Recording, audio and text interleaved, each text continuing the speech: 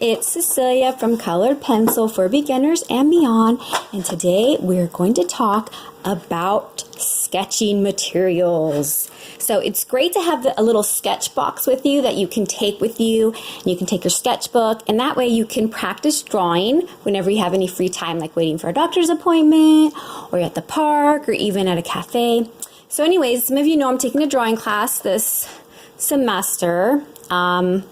Yeah, it's my first drawing class in 20 years. And anyways, I've learned so many cool things about what you can use to sketch that I wanted to share with you guys. And I hope that it will inspire you to sketch as well. Okay, so your first thing you're going to want is a little tin. You guys can probably use a colored pencil tin, an empty one if you have one of those. This is like a candy tin that my stepmom brought me from France, and it works really good.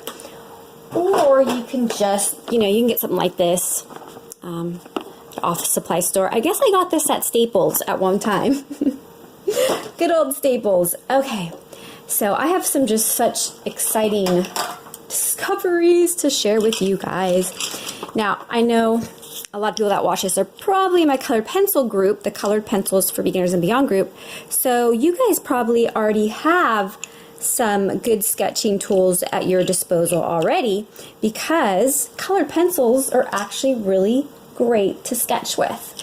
So one of the pencils I like to sketch with is the Colerase, and that's because you can erase. This is terracotta color.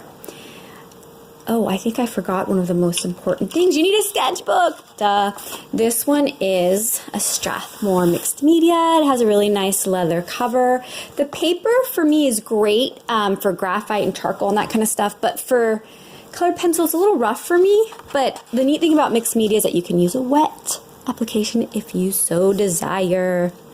So here's the Colerase. Now, it's not going to erase completely, but hey, it's better than nothing. And the colors are kind of cool if you want to sketch in color. So look at that. Yay, that erases pretty good. Good old Colerase. I love those. Okay, moving on. What's next? And of course, you can definitely sketch with any colored pencil you have, like a Prismacolor or Polychromos. And there's no reason why you can't just sketch with the colored pencils that you have. Okay, moving on. All right, so I'm going to make a confession. I really don't like charcoal. It's too messy. And then I hate that you can't sharpen it with a sharpener. You have to sharpen it with an X-Acto knife, and I end up ruining it. So guess what I discovered? Here are some alternatives if you don't like charcoal. If you want something a little bit harder and a little less smudgy. This is called Carbon. It's kind of, if you think of what it's like to draw with graphite and charcoal, if you mix those together, you'd get a carbon pencil. So it comes in different softness, different, I don't know what you'd call those. It's like the degree of softness. So a B means that it's going to be soft, and the higher the number before the B, the softer and darker it's going to be. So this is a 4B, but it looks very, very, very much like charcoal. And it feels like charcoal. It's just not as messy and not as smudgy. And see, I'll show you how it blends. It smears and everything just like charcoal. I love it. It gives you more control than charcoal, and you can get those nice little fine details. But believe it or not, there's something I like even more. This is a Cretacolor Nero Soft Oil Charcoal. You might find these in your art store. I actually found them on Amazon. They're expensive, I'm going to warn you, but they're so wonderful. They're just a dream for sketching. I think they actually feel nicer and smoother than the carbon pencils, although most likely the carbon pencils are going to be a little bit less expensive, but this is it for me. This is my favorite sketching pencil. And even one of the art teachers in the community college recommends this one. I really, really like it, and I'll just show you how it smears. It smears pretty good. And again, it comes in different, gosh, I can't think of the word today, but it comes in like soft, extra soft, and medium. I don't know if it comes in any more than that, but those are the ones that I have. And so I use probably the extra soft the most when I'm sketching, but all of them are great. Okay, moving on. Now we're gonna let's get into graphite. All right, so did you know that you could use graphite much like charcoal? You just want to get a really, really soft graphite. This is a 9B. I think it actually comes in 10B. But when you get something soft like this, the graphite actually works very much like charcoal in that it's very smearable. Look at that. That's cool. And if you want to do subtraction techniques with your eraser, you can as well. So it's pretty cool. Oh, well, that didn't work. Let's try the yeah, there we go. There you go. Kneaded eraser would work better for the subtraction techniques. All right, moving on. Now, if you want a harder pencil, you're going to want to look for the pencils that have H in them. So the higher the number before the H, the harder the lead is going to be. And so and lighter. I like hard pencils a lot for like line drawings because you can get a lot of nice detail. I really, really, really enjoy the harder pencils. So we have really soft, really hard, and then we have kind of like in the middle, here's 2B. And I guess you've probably been noticing that I love the Caran graphite the best. It's just so lovely, so smooth. Yeah, it's going to be a little bit more expensive, but if you really want just an amazing, smooth graphite experience, I would go for the Caran. Excuse me. It's called Graftwood. Gosh, I love that brand. Alright, you guys, I need to clear my throat. I'll be right back. Sorry. I'm back, guys. This is really exciting. Now we're going to get into water-soluble graphite. How exciting is that, right? Alright, so I'm going to turn the page.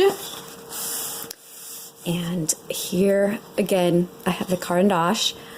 It's called the Technolo, I guess.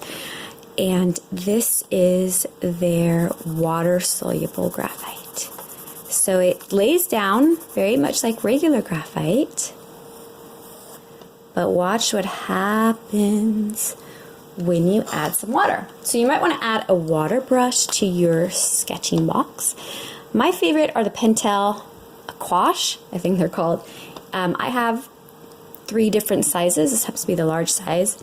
And I have tried other brands, and for some reason this one's my favorite. You can just fill it with water. I fill it with distilled water.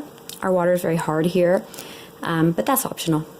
Okay, back to the water-soluble. Look at that, you guys. Is that not cool or what? Like, I love it. So that could be really, really fun for sketching. All right. And if you really get into it, you can get these water-soluble graphite crayons from Lyra. I actually haven't used these yet, so this is exciting for me. Look at this is fun. You can get a little bigger. And again, you can smear them with water. And wonderful Lisa Clow from the Colored Pencil podcast, she gave me the idea that you can actually do water-soluble graphite, get it wet, and then do colored pencil over it as kind of like an underpainting. And that is a genius idea. And if you haven't checked out the Colored Pencil podcast with John Middick and Lisa Clow, I would go to iTunes right now and check it out. You're going to love it. Okay, and just something random is you can actually use pastel pencils for, I'm not a huge fan of pastel. It's a little too messy for me, just like I don't like charcoal, but they really do make nice instruments to sketch with if you like. Okay, and you've been probably noticing I've been using all these materials to blend, and my favorite is the eyeshadow applicator. You can blend with that. You can get it at CVS.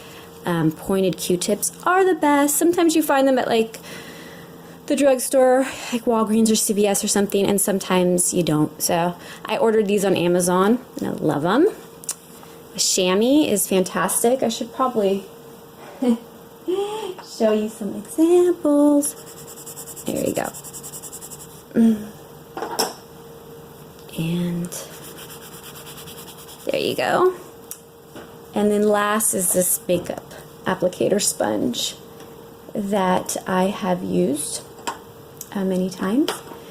And I don't use it for makeup anymore, but it's great for smearing. All right. Okay, good. What's next? Oh, yes. You want to have a sanded board in your collection. And why is that, might you ask? Well, because you can actually sharpen things like graphite and carbon and stuff on your sanding board. So it's really cool. And you can also, if you use blending stumps, and here's one I forgot to mention that you can smear with, you can clean them off on your sanded board. And the person who taught me about this, about cleaning your stumps on the sanded board, is Esther from Icarus Art. Esther Roy, check her out. She's just a wealth of information. Okay, so that's another kind of random thing. You'll want a brush just to dust off any crumbs. I'm pretty sure this is a watercolor mop brush, but you can use like a blush brush. Again, another cosmetic application. Okay, let's see, what else? Let's move into erasers. So you've seen that I use the kneaded eraser, and just for you guys that don't know, you can knead it like this and it will self-clean or auto-clean. And then it's great for picking up stuff just by kind of dabbing it. These are the water-soluble, so it's not going to pick up on the water-soluble once it's wet, but it works good for charcoal and graphite and stuff like that. And then you can erase. Okay, so kneaded erasers work fairly well. Good. Oh, and you want to keep it in a little plastic container or a bag. This is the Lyra plastic container, and I save these actually, but my actual favorite brand of kneaded eraser is Prismacolor, but I like to keep them these little boxes or a Ziploc, and it'll keep it from drying out.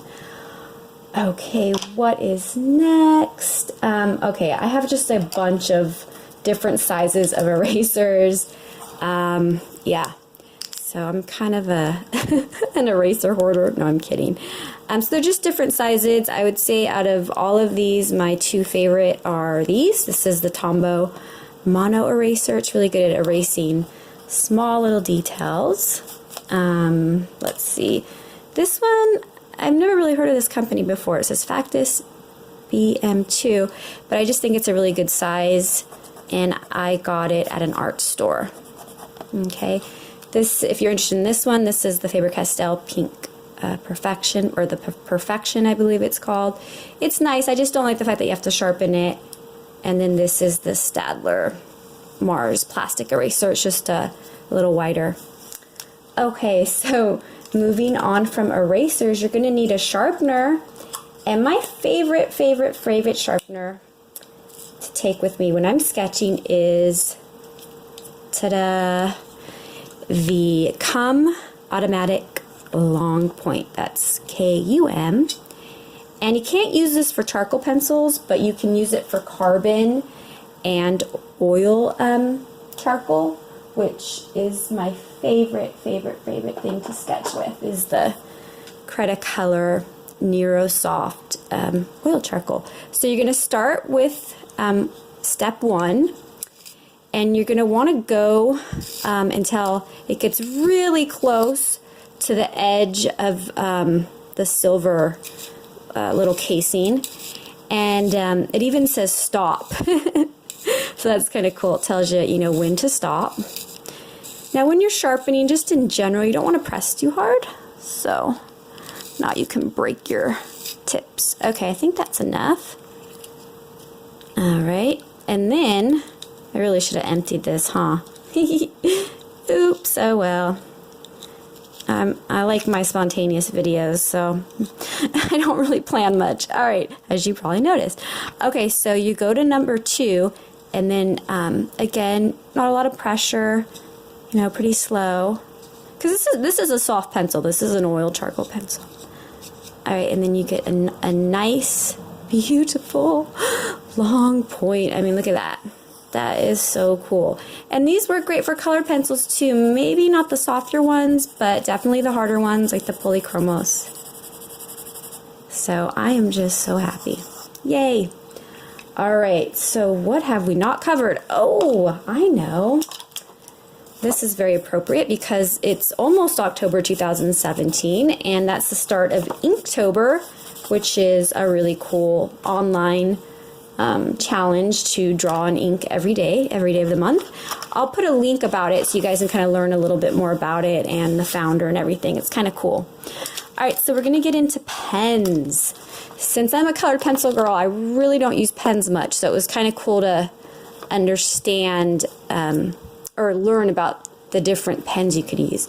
This is my absolute favorite. It's called the Uniball Vision Elite. It is fantastic. You know why? Because not only is it a dream to draw with, but it smears so nicely and it stays dry. No, excuse me, it stays wet, so you can manipulate it. Okay, here we go. So then you want to get your water brush, and look at that. Oh, look how inky it is. It's just so fantastic.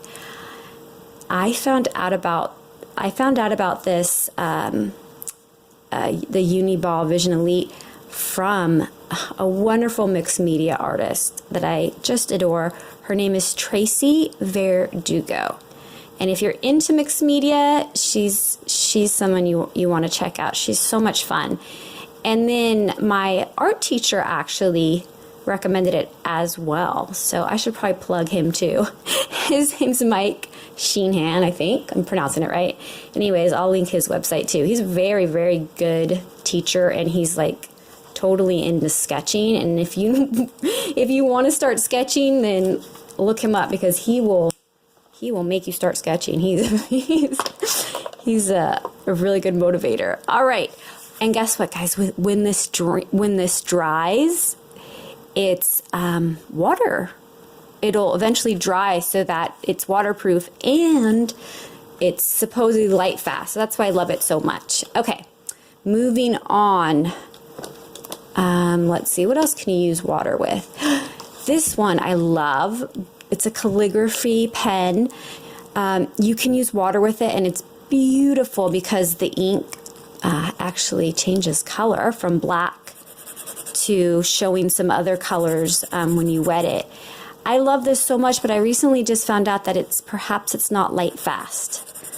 So that's a bummer. But if you're just sketching and you don't really care, it might be really fun for you to experiment. So I don't know if you can see this, but instead of just black, it's more of it has some like blue-green tones. Sometimes you'll see actually like a little bit of magenta in it. It's just so pretty. I love, love, love this pen. So yeah, very cool. Okay, moving on. I hope you guys are still with me. I know this is a long video.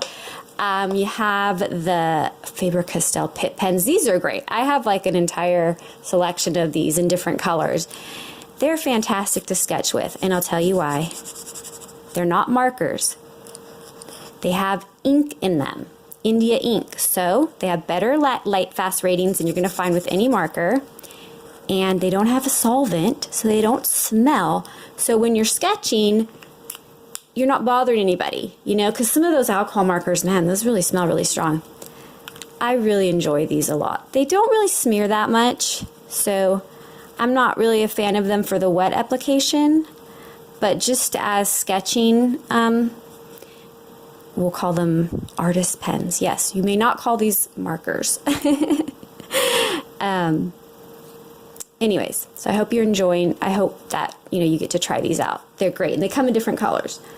Okay, now we have the Micron, the Sakura Pigma Micron. These can make really fine lines. They're really fun. They come in, you know, different sizes depending on how long you want or how thin you want the line to be.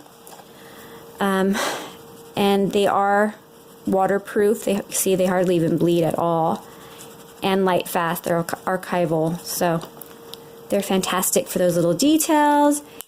And then last but not least, we have the Sakura Jelly Roll. They're my favorite brand of gel pen, and what's cool about them is that I've had these for a while now, because I got into these when I was into coloring, which was about 2 years ago, and they still are like a dream. You want to store, this goes for all pens, you want to store them like this. I know it's counterintuitive, but that was what was recommended by Sakura, to store them like this, and they still work great. And some of the other brands of gel pens I have, they don't really work that good anymore. They smear a little bit, you know, before they're dry. So if you want to experiment with the wet application, these are actually pretty nice too.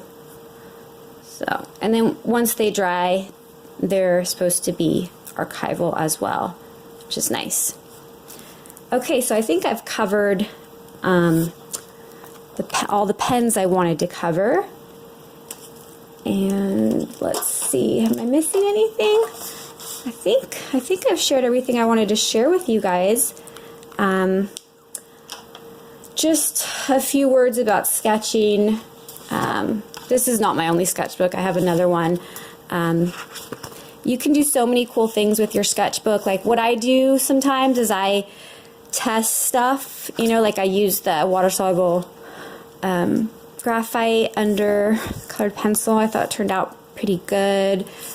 Here I was testing sanded paper with gouache and different colored pencils. I was just testing watercolor and colored pencils. So this is the one that I do like more in-depth studies with. But the other one, which I don't think I'm going to show you guys, just because I have just so many rough sketches in there, and it's kind of like my safe place to, you know, sketch from life. And some of them are good, some of them are not so good, and I just like that it's just for me and I don't have to show anybody. You know, I'm still learning, as I've only been into drawing with colored pencils maybe like a year and a half, and this is in October 2017. So people from the future, hopefully I've achieved my goal by now of being a really good professional colored pencil artist. So hopefully it won't be too far in the future. But anyways, my point is, it doesn't matter what you sketch with. Sketch with whatever you want. The most important thing to remember is that when you sketch, you're improving your drawing skills, you're improving your ability to see. And it's all about seeing. It's not necessarily about the fine motor coordination. That will come. It's about learning how to see. And when you learn how to see, then you can learn how to draw. Okay, guys, well, I'll leave all the links for all the cool things I showed you in the comments. Please join the Colored Pencil for Beginners and Beyond Facebook group if you're interested in that. And please like, share, and subscribe to this video. I'd really appreciate it. All right, bye, everyone.